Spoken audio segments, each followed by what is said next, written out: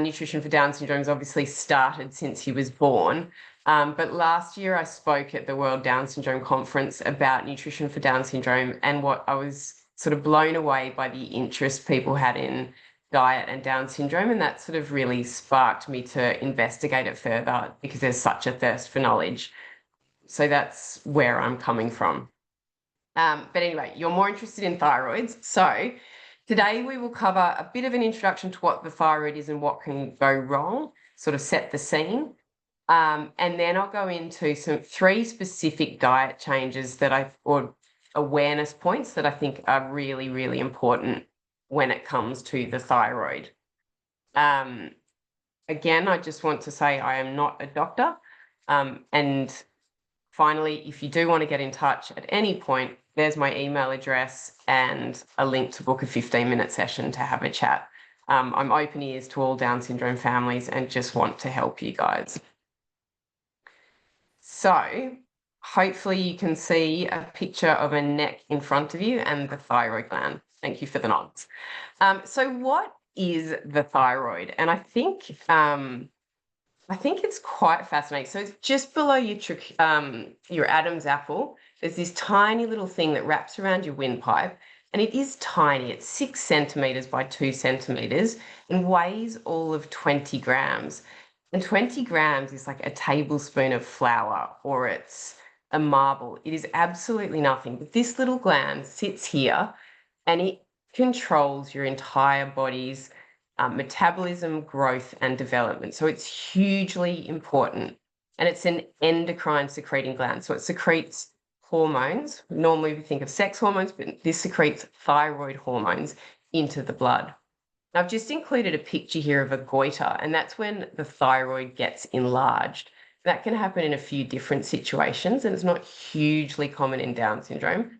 But I just wanted to show you that is what you sometimes see, the thyroid growing, and that is a sign that something's not quite right with this tiny little 20-gram thing. Okay. So as I said, it's involved in growth, development, and metabolism. And that's because it secretes these two thyroid hormones, T3 and T4.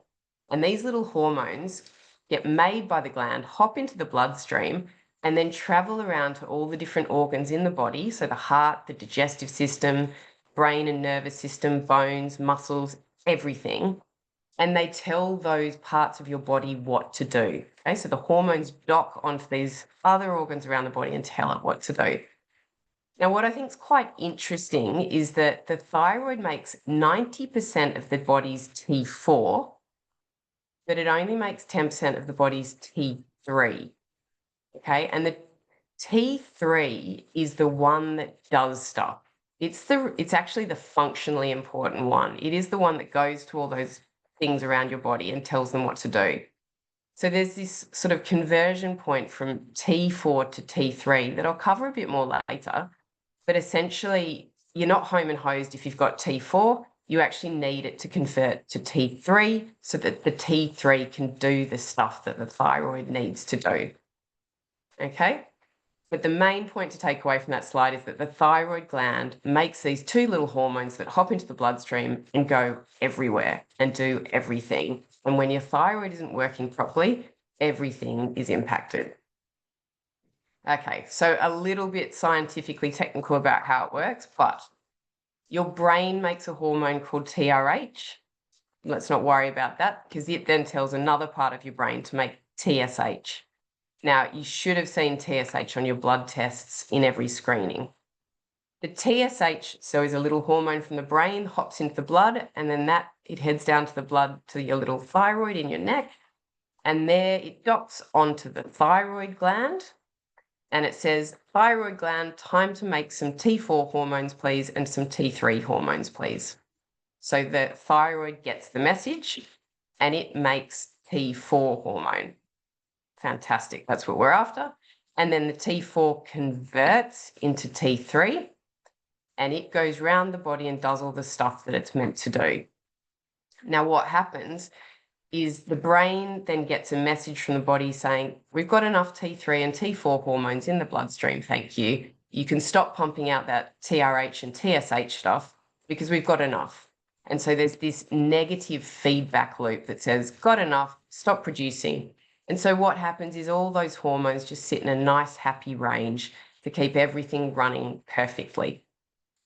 However, in lots of people, this doesn't go so well, and particularly in people with Down syndrome, and it affects upwards, well, over 50% of people with Down syndrome. All right.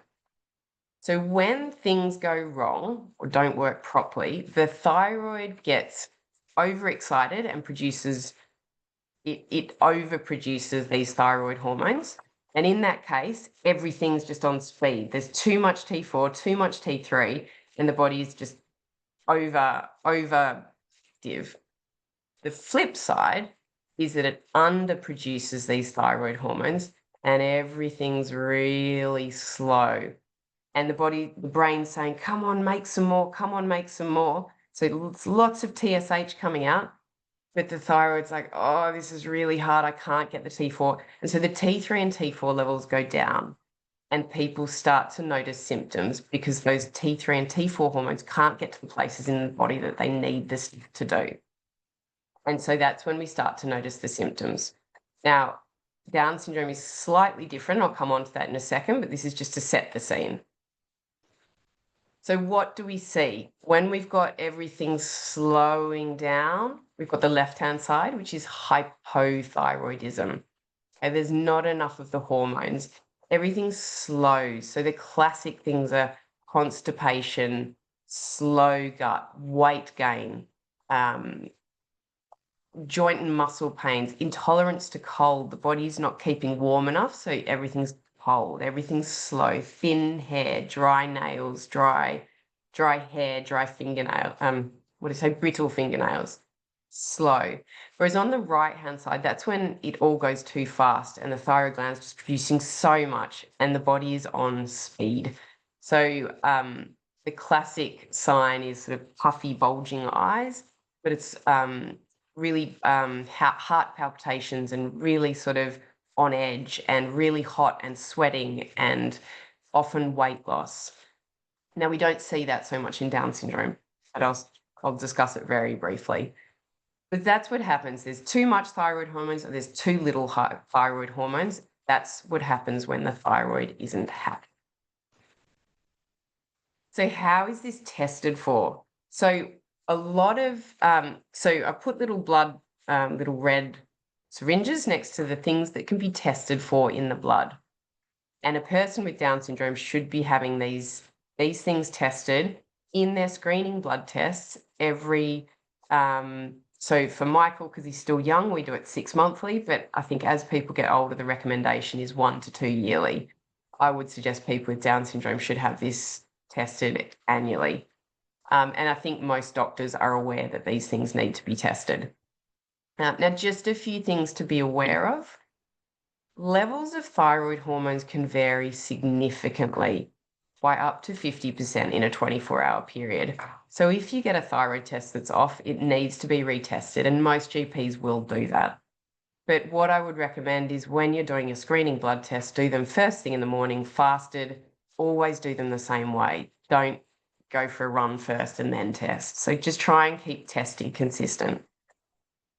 Be aware that reference ranges vary with children. They sort of start higher and then they come lower over time. And diet matters. Diet is actually really important to the thyroid, which I'll come on to. But if you had some of the foods we're going to talk about a lot the night before you did your test, maybe the thyroid test will be wrong or slightly off because of that. So awareness of the foods that affect the thyroid is an important thing. And the last one that most of the medical textbooks, I use this textbook to get all my sort of medical information, but TSH, so that hormone that comes out of the brain, may sit higher in people with Down syndrome, and GPs may not be aware of that. And it's particularly in children. So if a child has a high TSH, then just unless there are clinical symptoms, you can see stuff happening, it may be worth sitting on it for a bit, but just mention the study to the doctor and let them guide the decisions. I've just included a couple of blood tests here. So the what it shows is that a screening blood test doesn't always include all of those 3 hormones. And I would recommend with Down syndrome that you always get all 3 tests, because you want to know exactly what's happening at each point of those hormones. But you can see in the top one, the doctor has just tested TSH in an adult, and that's come back completely normal. So end of story. But it would be useful to know what's happening with T4 and T3. In the second test, you can see the person's TSH is a little bit high. And then what happens is it just sort of, as we head through time to the right, it goes up and up and up. And that's the brain's hormone, the TSH, coming out and saying, come on, thyroid, please make some more hormone. I need some more of these thyroid hormones. And the thyroid's struggling. So you can see that with the TSH going up. And that's really extreme, and the doctor will start to treat it. And that's 100% what you should do. As soon as that thyroid's going off and away quite so clearly, it needs to be treated. Never don't treat a thyroid. So how is it treated? The doctor gives you a synthetic version, broadly speaking, gives a synthetic version of this T4 hormone.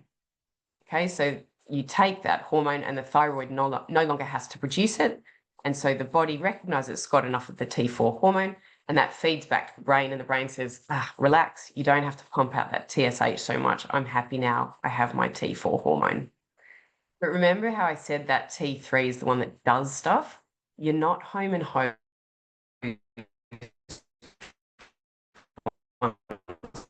you're taking thyroid medications, or that the thyroid hormone, that it can convert from T4 to T3 in your body. And that all happens in the liver and requires some really specific dietary nutrients. Okay. Now, the thyroid in Down syndrome, as you're all probably very aware, it's mostly hypothyroid. So it's mostly this slowing down of everything, which is typically seen with weight gain, constipation, depression, slowing. Now, they're all really symptoms that can overlap with the symptoms of having Down syndrome, and therefore it can be really tricky to pick up this hypothyroid. And that is why thyroid must be screened for life in people with Down syndrome. So every blood screening test, make sure it's screened for. Interestingly, the thyroid dysfunction that happens in more than 50% of people with Down syndrome, as compared to 4 to 7% of the normal non-Down syndrome population, it's completely poorly understood. They don't know why. They do know that treating helps it. So it's just one of these things that happens in Down syndrome that no one can explain. What is interesting, though, is that it happens in equal gender in men and women, whereas in the normal population, it's much more skewed towards women. I can also tell you the median age of onset is 9 years old, but onset can vary widely, but it must be screened for life because it can start whenever. And the last point is that it's mostly autoimmune. So this is when essentially the thyroid stops working because something is attacking it. Something's damaging the thyroid. It's causing the thyroid to go skew-if. And I just want to go into that in a tiny bit. So autoimmune is autoimmune thyroid disease is either Hashimoto's, it's the slow thyroid, so that's most of Down syndrome, or it's fast. It's Graves', where the thyroid goes super, super fast. And autoimmune thyroid is caused by some sort of attack, that's my red blob, hitting the thyroid and causing the thyroid to not be happy. And that causes it to mess up the thyroid hormone levels.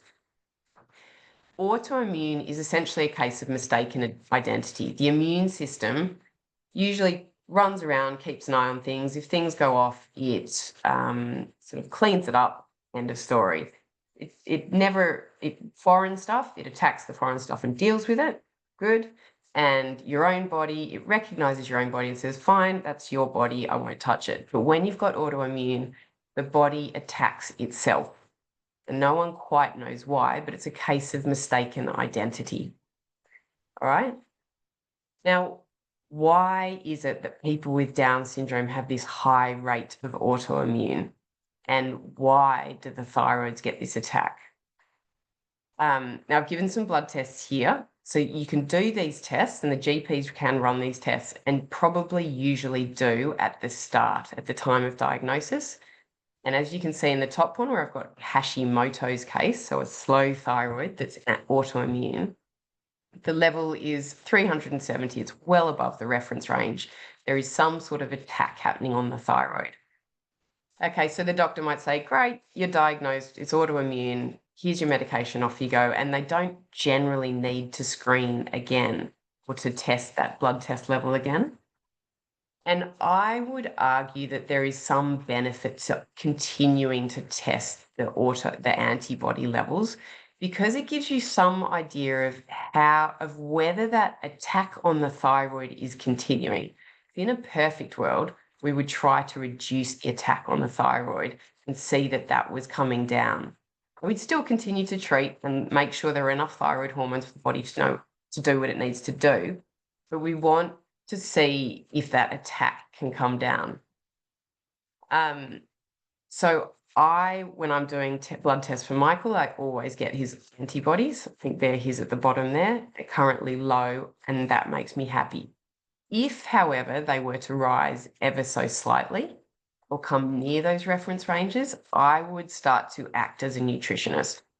The things that I would do is I would be more vigilant around testing him for autoimmune. So other things like celiac, making sure his screening was including it all the time, because autoimmune tends to cluster.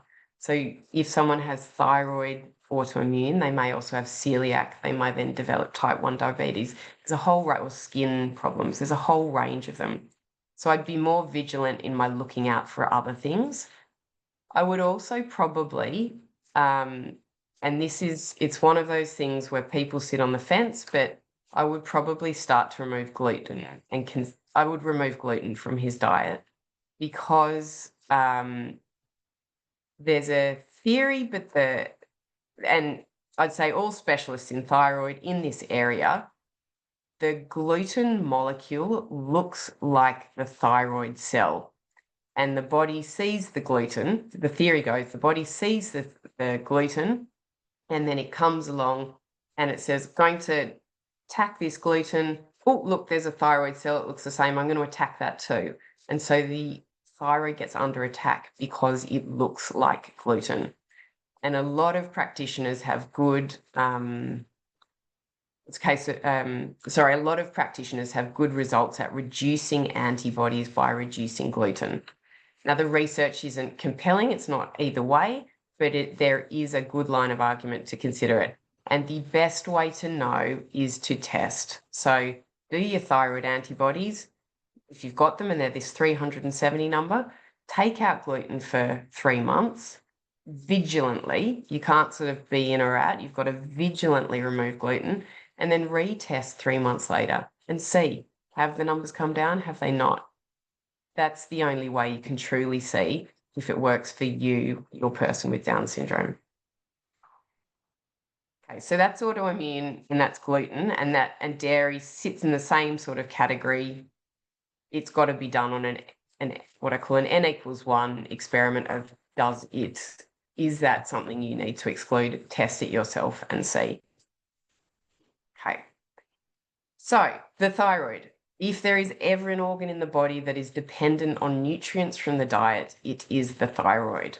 So can diet help? I am not biased. I have extracted this study, which says some doctors have found that these special nutrients, as nutrition for those with Down syndrome, have been safely used for some practitioners for decades. And it's suggested that nutritional thyroid supportment, not necessarily thyroxine medication, should be considered as a first-line treatment for those with T21. Okay, so there are other people out there that say that diet should be the first-line treatment.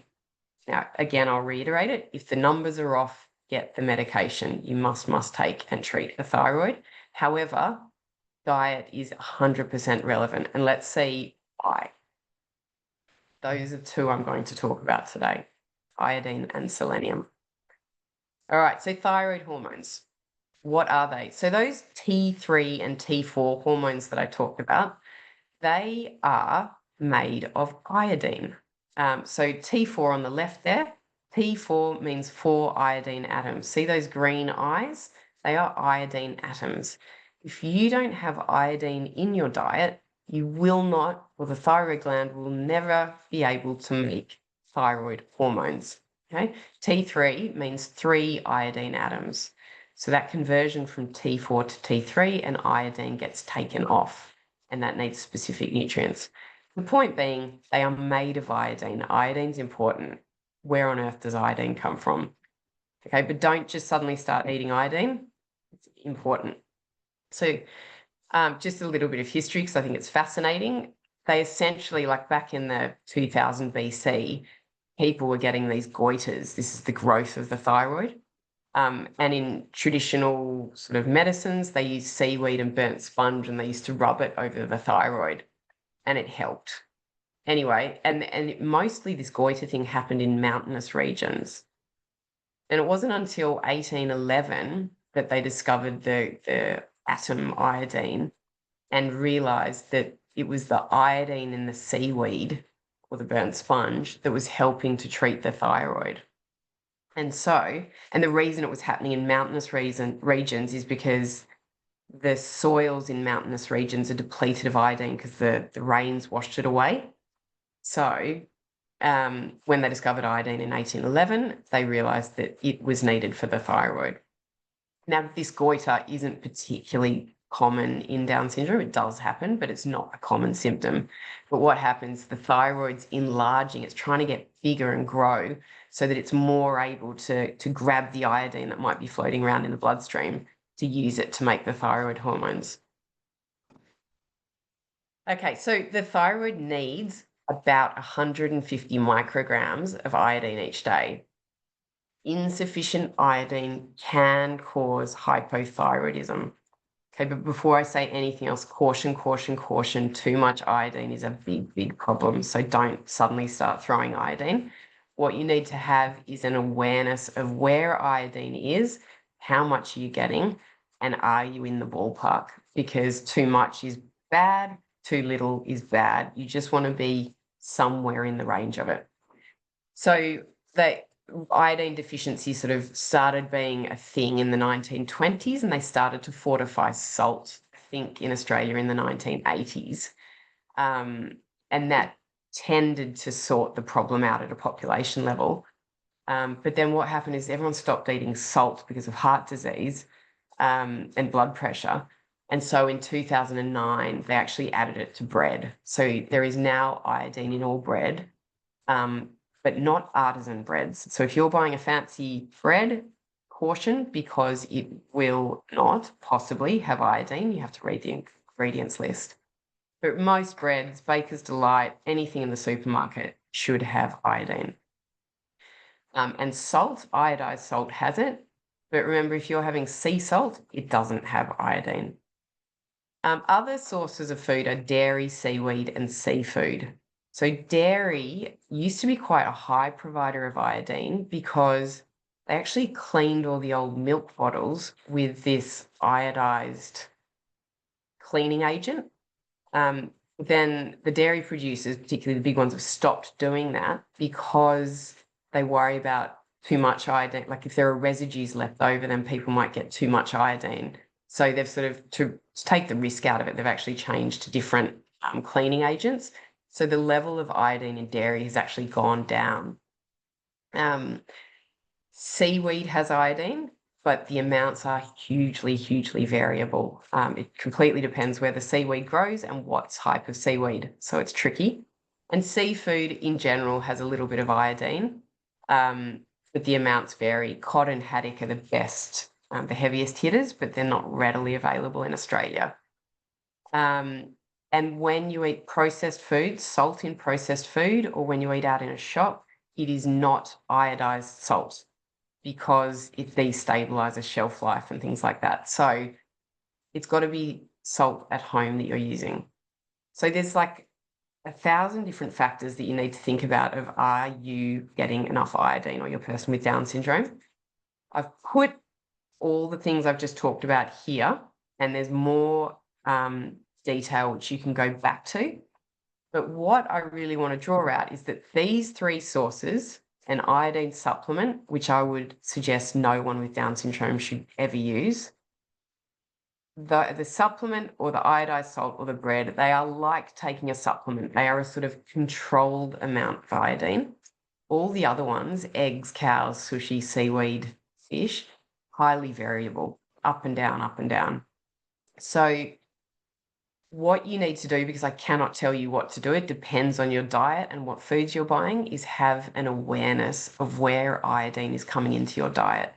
So in my family, actually, I'll come on to this in a bit, but you need to think about where it's coming from, and you don't want too much in Down syndrome, massive, massive portion.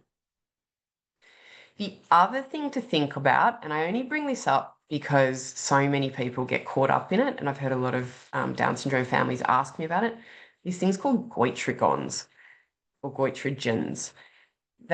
So if you look at my little picture at the bottom, iodine, the gland needs to get the iodine into it. And goitrogens are foods that stop the thyroid from being able to get the iodine into it. And I've listed the main foods to consider there: kale, cabbage, Brussels, cauliflower, turnip, mustard greens, and collards. And soy protein isolate, which are protein bar sort of things. They're really not a problem if they're cooked. And the reality is most of those vegetables we cook before we eat.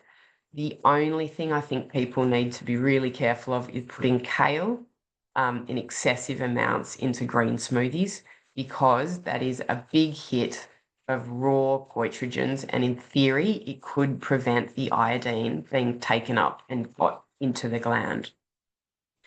The only other chance I think that people practically have cabbage raw is coleslaw. Look, if you're having one serve a day, it's probably fine. So I don't think it's a huge concern, but it's worth being aware of. Don't blend up those specific vegetables in a smoothie every day. That is something I wouldn't recommend for someone with Down syndrome. So just to finish up on iodine, deficiency of iodine can cause hypothyroidism. Okay, so be aware that there is some in your Down syndrome person's diet. Excess is damaging, and I'm going to come on to that. So balance is key. Multivitamins, careful, careful, careful. Multivitamins, or vitamins in general, if you're taking a lot of different ones, check and read. They often have a small amount of iodine. Some have quite a lot. One I looked at yesterday had 100 or 150, just a general multivitamin. Keep an eye on how much you're getting in there. So what do we do practically? We don't eat loads of bread, but we do have some. So I'd say everyone, Michael probably gets one slice a day. I always cook in our family with iodized table salt, but because sea salt is nicer, and we like to sprinkle sea salt sometimes. We have a mixture of sea salt and seaweed. That I buy some seaweed, I buy some salt, mix them together, and then we sprinkle that for our sea salt. And Michael loves sushi, so we have a reasonable amount of sushi, and that's probably, it really depends. Most sushi is made with a relatively low iodine level sushi, which is nori. So that's probably enough for him for a day. But what I do is I keep a broad eye that we're getting enough iodine into our family, but not excessive amounts. And so what you need to do, I can't advise everyone individually, but it's be aware that that is where iodine is coming from, and make sure it is there, but not excessive. And just thinking practically, bread is a really common food that's eaten. If you're having 3-4 slices, you're quite quickly hitting 200 upwards of iodine a day. That could be excessive, and I would caution having so much bread, if only because of all that iodine. There are other reasons as well, but just thinking about it on a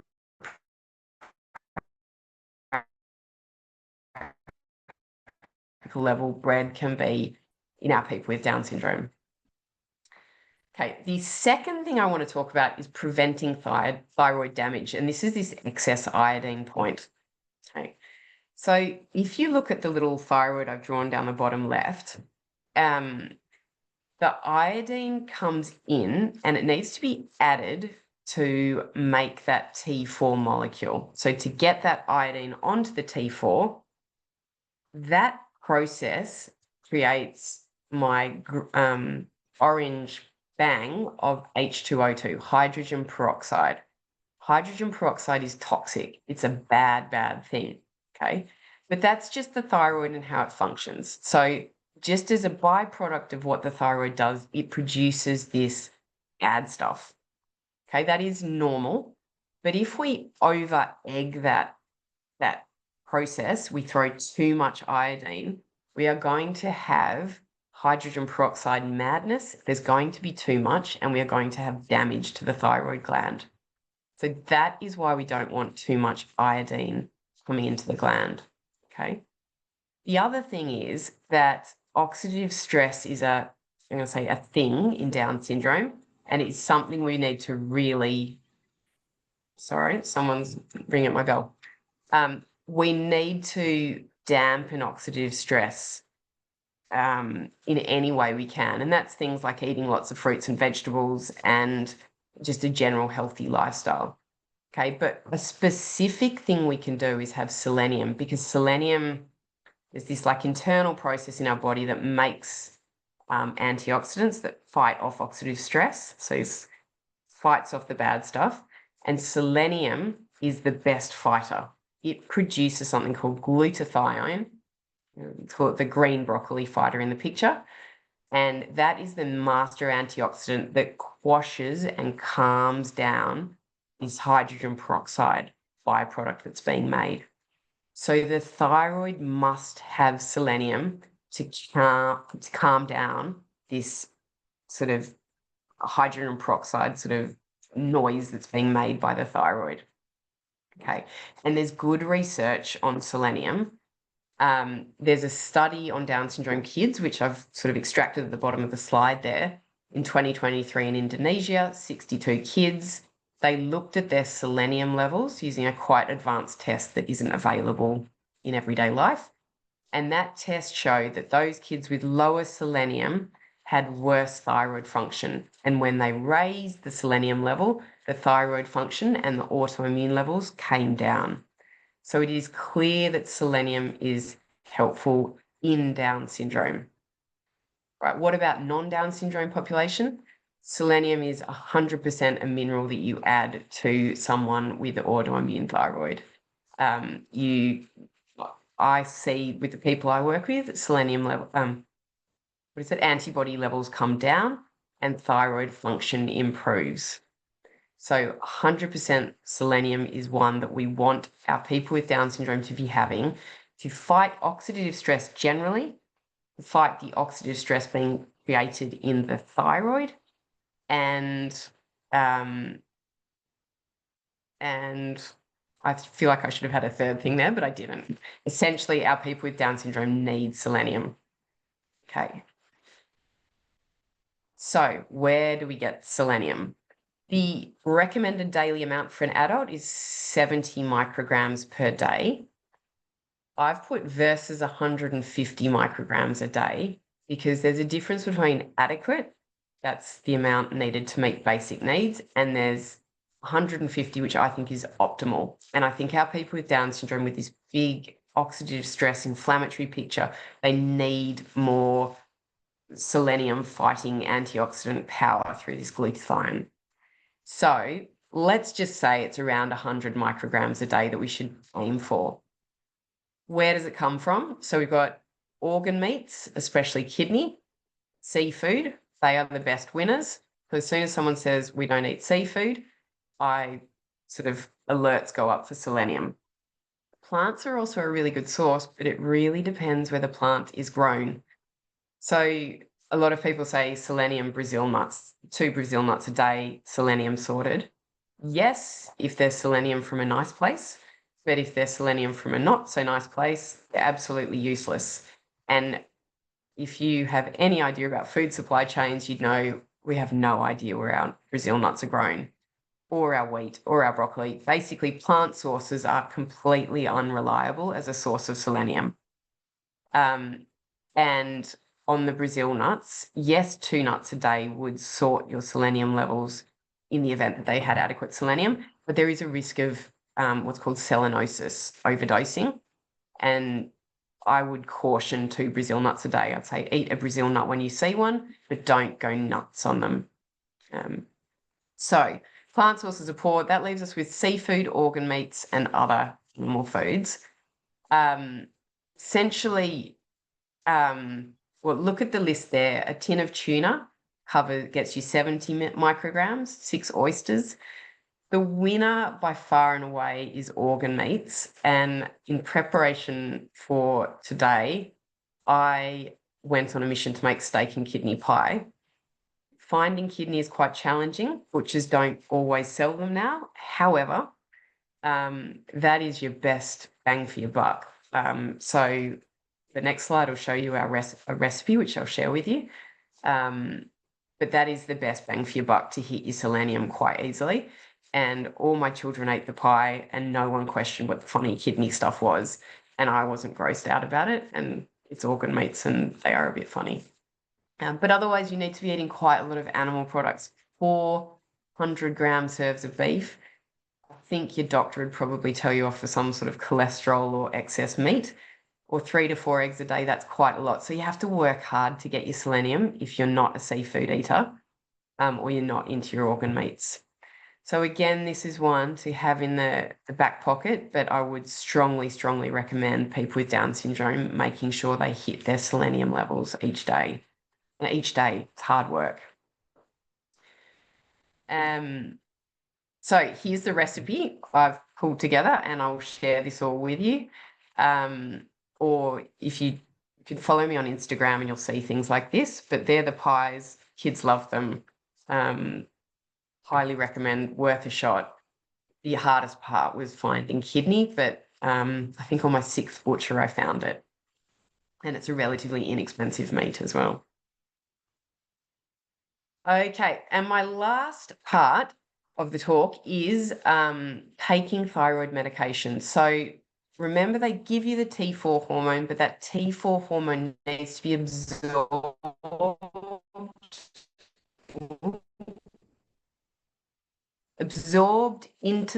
from the stomach parts of the body. Your doctor probably said when they first gave you the medication, have the medication first thing in the morning with water 30 to 60 minutes before food. And the number of people that come to me that heard it but sort of forgot to do it is very, very high. But it's really, really important with thyroid meds because they join on to lots of foods and then they just head off down the digestive system and they never get out of the stomach and into the bloodstream. So you want to wait 30 to 60 minutes. If you're going to have milk after 30 to 60 minutes, that's fine. But if you're having calcium supplement, you have to wait 4 hours because the calcium is so sort of sticky to the thyroid hormone that it will stop it getting absorbed. So calcium supplements wait 4 hours. And the clincher there is that if your person with Down syndrome is having a plant-based milk, they are often fortified with calcium. And that means they have calcium supplements. So you should wait 4 hours before having those plant milks. If you're having a plant milk, there are ones that don't have calcium. I've included that Pure Harvest one there. No particular brand preferences. I'm just pointing out the fact that a lot of plant milks have calcium added, and we don't want that if we're taking thyroid medications. There are other things that the medications stick to, like iron, magnesium, so essentially multivitamins. So take your multivitamins at the other end of the day. Also coffee, antacids, so proton pump inhibitors, soy, and really fibrous foods. So just try and get them as far away from possible from that thyroid medication so that it can get into the body and do what it needs to do. And if you're having troubles with getting levels right, have a think about whether any of these foods are too close to the medication they're stopping the absorption. You know, maybe your person with Down syndrome has a slower stomach, and so it needs longer of a gap. My final thing to say, but I sort of wanted to cut this out because I think I probably got too much and said too much. That conversion needs to happen. It needs to turn from T4 to T3. The iodine atom needs to come off. So even if you're taking the medication, remember it's T3 that does stuff. We need that iodine to come off, and that needs specific nutrients, selenium, zinc, and iron. So if you're taking medication and your person with Down syndrome still isn't feeling better, this is what you need to think about. Get your T3 levels checked. Your GP may not be doing it, and get your iron levels checked and see if there's a reason why that T3 isn't doing what it needs to do or isn't there. Just to finish up, I haven't talked about hyperthyroid because it's a very, very small proportion of the Down syndrome population, around 2%. But I have heard plenty of families where it has happened. There's very, very little research on it, but essentially the body is operating so fast that it's about supporting the body to replace the nutrients that are lost. I've given a few ideas there, but the research is so slim, I don't want to dwell on it or spend too long. Hyperthyroid is very specific and not the focus. So just a quick summary.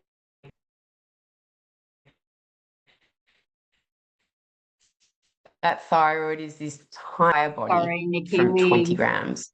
You cut What's out that? just as you said one final thing, and then it sort of cut out from there. If you can start that sentence again. No.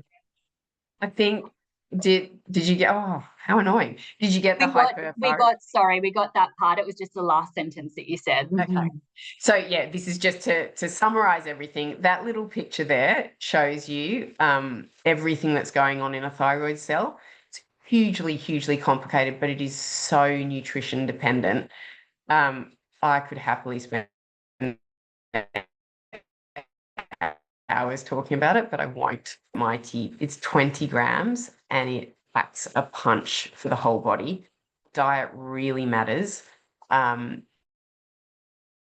if you're taking medications, definitely take them, but you're not home and hosed. Make sure you're allowing that conversion to happen and making sure it's absorbed into the body. If anyone's interested, I've got a 6-week program for people with Down syndrome starting month after next. Would love anyone to join. I think it's a great way for me to tell people what to eat rather than parents, which I think can sometimes come as a relief for people. Get in touch if you've got any questions. And that is the end of my talk, and just on time. So